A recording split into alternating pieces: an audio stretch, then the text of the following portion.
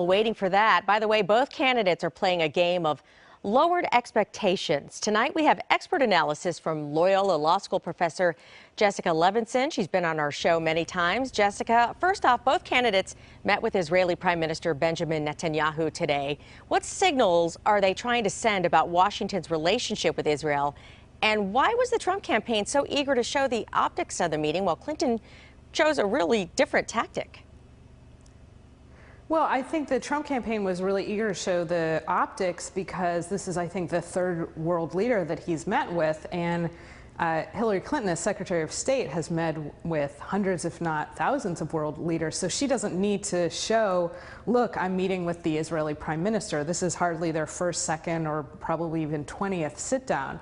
So I think for Donald Trump, what he's trying to convey is, I can play on the international stage. I can meet with another international leader. And of course, they're both trying to vie for the pro-Israel vote. And as we know, there are a group of Republicans, and there are a group of people who otherwise would vote Democratic, for whom the pro-Israel vote is very important. So my understanding is that Donald Trump is the one who wanted this meeting, that Netanyahu agreed to it after it was decided that he was going to meet with Hillary Clinton.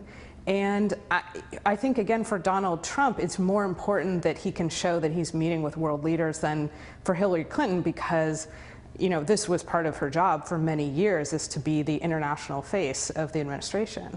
Well, Clinton emphasized strengthening U.S. defense and intelligence relationships with Israel as well. But how big of a concern is this particular issue for voters this time around?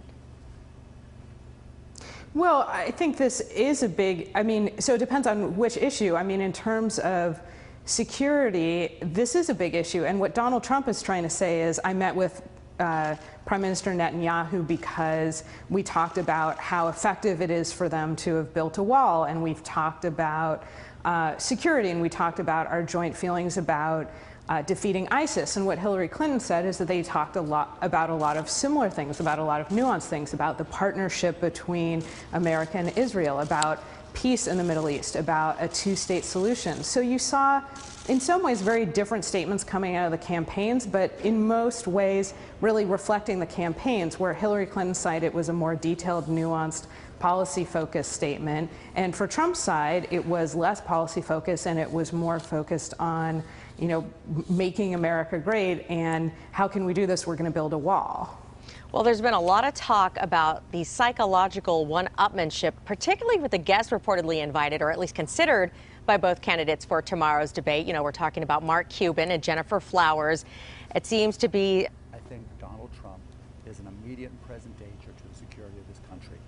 It seems to be kind of an intimidation factor that both candidates seem to be looking for at the debates. But if they do both show up and are sitting in the front row, what kind of effect do you think that will have on both of the candidates? Well, so I think it sounds like, as of tonight, that Jennifer Flowers was not invited and is not coming. I think that was a response that Donald Trump put out when he realized that Mark Cuban, who was his former supporter and now detractor and a supporter of Hillary Clinton, was going to be front and center in the debate.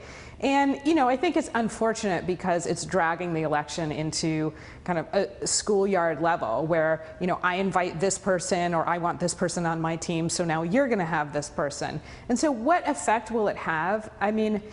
It remains to be seen, but what we do know is that Hillary Clinton is one of the most seasoned debaters that we have in recent American history, and she has not shown that she's particularly susceptible to being shaken. On the other side, Donald Trump has also shown some impressive debate performances, but he has also shown that he can get riled up more than Hillary Clinton. And so, if he sees Mark Cuban, the question is he going to kind of, what the Clinton campaign will hope will happen is, will it shake his confidence, and will it get him off of his game? And I think that, will he want to reach out and say something that he would say on Twitter, like, dopey Mark Cuban, there he is. And I really hope that for the viewers, and I really hope for the American public, if we're maybe going to see 100 million people watching, that we're not going to have a debate focused on who the guests are and whether or not they're dopey or whether or not they had an affair with a past president. I hope we're really going to have an actual policy discussion, because frankly, we haven't seen a real policy debate in this election between both candidates. And I think that's why so many people are eagerly awaiting tomorrow night's first presidential debate between these two candidates. Loyola Law School professor Jessica Levinson, thank you so much for being with us. Again, the first presidential debate is tomorrow night. The topics will be securing America, achieving prosperity, and America's direction. Live coverage begins at 6 o'clock right here on KCAL 9.